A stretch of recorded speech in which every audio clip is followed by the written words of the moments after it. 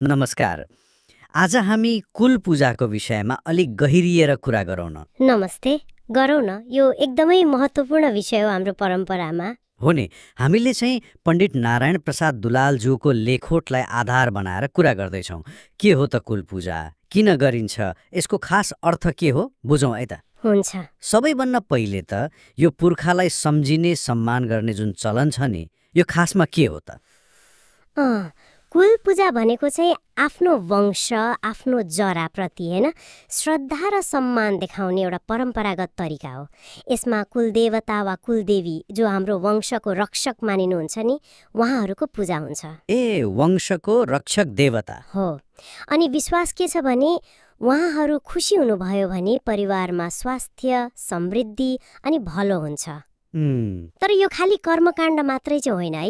यो त पुर्खालाई धन्यवाद दिने, आफ्नो कुललाई जोगाउने जिम्मेवारी बुझ्ने अनि जीवनका मूल्य मान्यताप्रति प्रतिबद्ध हुने कुरा पनि हो। ए, भनेपछि त यो निकै गहिरो रहेछ, खाली पूजा मात्रै होइन। हो नि, गहिरो छ। अनि यो पूजा गर्ने कुनै खास समय हुन्छ कि या जहिले गर्दा नि हुन्छ? खै, मुख्यतया चाहिँ दुईवटा पूर्णिमाहरू महत्त्वपूर्ण मानिन्छन्। ए, पूर्णिमा कुन कुन? एउटा वैशाख शुक्ल पूर्णिमा, जसलाई चण्डी पूर्णिमा या उभौली पनि भन्छौँ हामी। उभौली। अनि अर्को चाहिँ मार्गशीर्ष शुक्ल पूर्णिमा, यसलाई धान्य पूर्णिमा पनि भनिन्छ।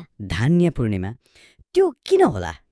किनभने धान बाली भित्राएपछि होइन, नयाँ अन्न सबभन्दा पहिले कुलदेवतालाई चढाएर मात्र खाने चलन छ के धेरैतिर। त्यसैले धान्य पूर्णिमा। ए, नयाँ अन्न चढाउने भएर हो। तर फेरि ठाउँ र कुलको आफआफ्नो चलन अनुसार फरक पनि हुन्छ। कतिले वर्षको एकपटक मात्रै गर्छन्, कतिले 6 महिनामा। घरमा केही विशेष अवसर पर्दा पनि गर्छन् होला नि?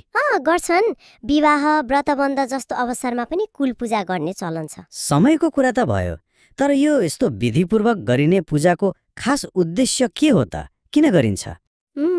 मुख्य उद्देश्य त पितृहरूको आत्माले शान्ति पाओस् भन्ने नै हो। अनि आफ्नो वंश निरन्तर चलिरहोस् होइन, परिवारमा सुख शान्ति समृद्धि आओस् भन्ने कामना हुन्छ। पितृ आत्माको शान्ति र वंश वृद्धि हो। अनि सनातन मान्यतामा पितृ ऋण भन्ने एउटा अवधारणा छ नि। सुनेको छु। हो, त्यसलाई चुकाउने एउटा माध्यम पनि मानिन्छ कि यसलाई। आखिर हामी हाम्रा पुर्खाकै कारणले त आज यहाँ छौँ होइन र? हो त। त्यसैले उहाँहरूलाई सम्झिनु, सम्मान दिनु एक किसिमले हाम्रो कर्तव्य, हाम्रो दायित्व पनि हो। ए, यसको मतलब त यसको सामाजिक र सांस्कृतिक पक्ष पनि उत्तिकै बलियो रहेछ। एकदमै। पहिलो त कुलदेवता खुसी हुँदा वंश सुरक्षित हुन्छ, समृद्ध हुन्छ भन्ने विश्वास भइहाल्यो। अर्को महत्त्वपूर्ण कुरा के भने यस्ता पूजाले गर्दा नयाँ पुस्ताले आफ्नो संस्कार, संस्कृति, कर्तव्यबारे सिक्ने मौका पाउँछन्। आफ्नो थर, आफ्नो गोत्र, परम्परा कसरी जोगाउने भन्ने कुरामा ध्यान जान्छ। हो, त्यो त महत्त्वपूर्ण कुरा हो। अनि अर्को हेर्नुस् न, सँगै मिलेर पूजा गर्दाखेरि परिवारका सदस्यहरू बीच कस्तो आत्मीयता बढ्छ, मेलमिलाप हुन्छ। यसले सामाजिक रूपमा पनि त एकता ल्याउँछ नि। हो नि, आजकलको व्यस्त समयमा यस्तो अवसर कमै मिल्छ। त्यही त। अच्छा, अनि कुलदेवता चाहिँ कस्ता हुन्छन्? सबैको एउटै हुन्छ कि थर पछि फरक? अनि पूजा गर्ने ठाउँ नि कस्तो हुन्छ? होइन, सबैको एउटै हुँदैन। थर, गोत्र, समुदाय अनुसार कुलदेवता फरक फरक हुनुहुन्छ। ए, फरक फरक जस्तै कसैले भैरवलाई मान्नुहुन्छ, कसैले काली, कसैले विष्णु, कसैले मष्ट, देवाली, अनेक नाम छन्। अनि पूजा गर्ने ठाउँ पनि निश्चित हुँदैन। कतिले घरकै पूजा कोठामा गर्छन्, कतिपयको चाहिँ कुनै रुखमुनि या बारीको कुनामा छुट्याइएको एउटा निश्चित ठाउँ, कुलथान भन्छन् नि, त्यस्तो हुन्छ। ए, कुलथान हो। कतै कतै मन्दिरै बनाएर पूजा गर्ने चलन पनि छ। अनि मूर्ति चाहिँ हुन्छ कि हुँदैन? यो चाहिँ अलि चाखलाग्दो कुरा छ। धेरै ठाउँमा कुलदेवताको मूर्ति हुँदैन, उहाँहरूको अदृश्य स्वरूपलाई नै पूजा गरिन्छ। अदृश्य स्वरूप? हो, सायद यही अदृश्य स्वरूपको पूजा गर्ने चलनले गर्दा पनि होला कुल मान्ने तरिकामा यति धेरै विविधता देखिएको। हो त नि, मूर्ति नभएपछि त कल्पना र विश्वासको कुरा बढी भयो। त्यस्तै भनौँ। यही अदृश्य स्वरूप या विविधताले गर्दा पूजा विधिमा पनि फरकपन आउँछ कि? हो, आउँछ। विधिमा पनि एकरूपता छैन। कुलको परम्परा र ठाउँ अनुसार पूजा विधि फरक पर्छ। कस्तो फरक? कसैले एकदमै वैदिक विधि अनुसार शान्त पाराले होइन अहिंसात्मक तरिकाले पूजा गर्छन्। कसैले चाहिँ अलि तान्त्रिक विधि अपनाउँछन् जहाँ प्रक्रिया अलि भिन्न हुन सक्छ। तान्त्रिक विधिमा के हुन्छ?